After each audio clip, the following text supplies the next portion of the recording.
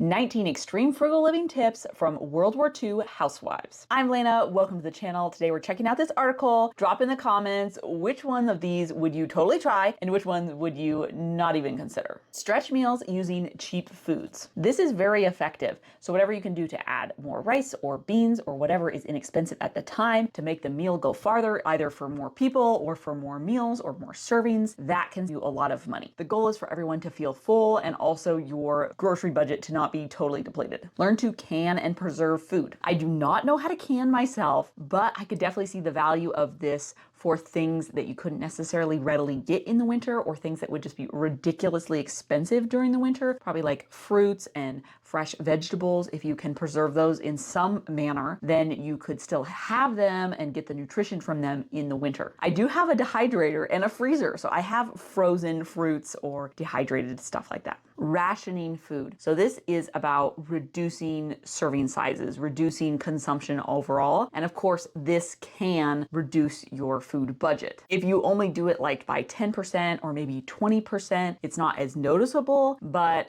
kids can get so hungry and they always need a snack of something. I think this might be very difficult. More desserts using fruit. So during World War II, sugar was harder to come by and fruit was more accessible, or if your neighbor had some sort of tree, so you could make that apple pie or something, then you would just reduce the amount of sugar you were using and use more fruit instead. I would say the opposite is kind of true right now. Like we have abundance of sugar, but fruit is very expensive. Cut back and spend less. Is this really a frugal living tip? Isn't this kind of the essence of how you save money? Is you don't spend as much money in certain areas? I think the most important part about cutting back is that you do it incrementally. So you don't slash your food budget in half the first month you're trying to save money. You cut it by 10% and then you see how that goes. You try to stay within those limits. And then the next time you see if you could cut it back a little bit more and how you could be creative with that. Bake your own bread and baked goods. Homemade bread can be so delicious. Before we knew that I had celiac disease, I made a lot of amazing homemade bread with whole grain wheat and all the things. It tasted so good, but bread is kind of out of our lives. But yes, you can save a lot of money if you make your own simple bread. But I know some people have some really fancy setups, so that might overcome some of those costs saving benefits. Throwing more potlucks. So this is a great idea for people to pool resources and for people to be able to use what they actually have. Like maybe you have chickens and you can bring something with eggs and someone else has that sugar and that apple tree and they can bring the pie, but then everyone can enjoy a full meal together. I don't really feel like that's how potlucks go these days, but sort of the same idea. But I think if everyone had specific resources that they had easier access to and then they did a potluck, it would make a lot more sense. Invest in a freezer. We have totally done this. We still have that freezer we bought 10 years ago.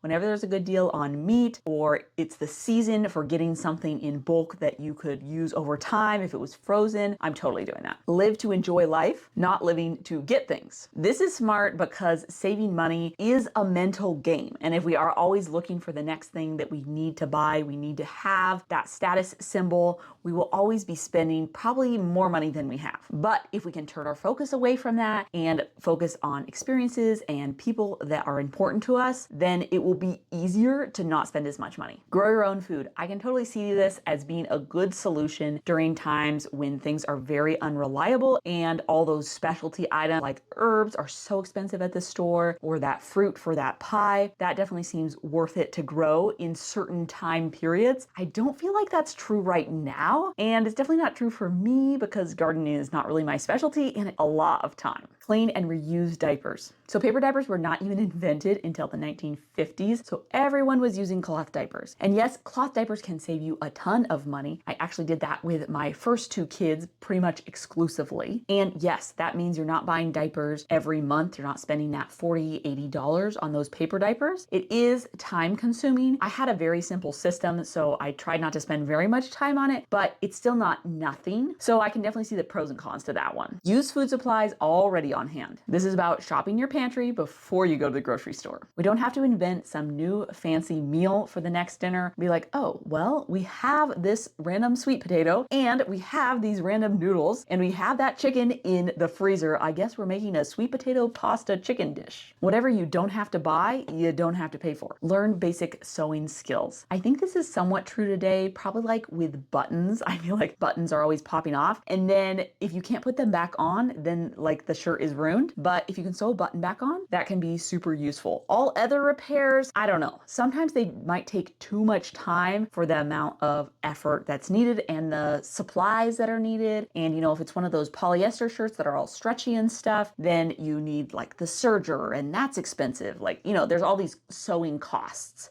So yes, some sewing skills beneficial. Use a clothesline. I know the dryer costs money, but I'm sure that dryers are more efficient than they were 80 years ago. And also I'm thinking about the time that it would take me to use a clothesline. And we also live somewhere really windy, so it wouldn't really be very practical because the clothes could just get dirt all over them. Sharing rides with others. So this is that carpooling thing. I think this is easiest to set up nowadays if you have a route that you're going on a regular basis. So you can have a regular carpool. Like it doesn't necessarily make sense to carpool for random things or grocery trips, but if you're working, you know, the one town away that's an hour away and you know that there's other people doing that, you can save a lot of money by ride sharing that way. So I think that's the practical way to work that out today. Be more aware of energy use. Now this is about unplugging, turning off things when they're not in use. I think this is definitely more tricky, like the article says, nowadays, because there are so many electric things. But when you're leaving the room and you're not using all of those things, you should just turn them off so that you don't have to pay for them while you're not there. This also could mean that in low use rooms of your house, you're maybe turning up that thermostat a little bit in the summer or turning it down in the winter because no one really hangs out there very often. Reuse everything. And the example they give here is about using old towels to like work on a car. And this is super funny to me because I totally do this with old towels. You just cut them up and use them as rags. I have a couple shorts that are all about that. If something isn't useful for its original task anymore, is there some way that we could reuse it, repurpose it so that we don't just have to throw it away? Use cleaning supplies already in your house. I'm all about this. I don't think we need all these fancy cleaners that cost $1 million. I just throw together my own with some random stuff in my house. I feel like it's more effective than the things you buy at the store and a lot cheaper. Plus something you don't have to add to your grocery list. And last is pass it on. So this is about letting the next generation know what they can do about how to save money. So I think this just kind of happens naturally because our kids are watching us and they're watching how we spend money and how we don't spend money. This really makes me pause because yes, I want my children to be conscious spenders of money and feel like they're the boss of their money. But at the same time, I don't want them to be trapped in a scarcity mindset, like we'll never have enough or we can never spend money on anything fun. It's all about that balance. And I want to be good at modeling that.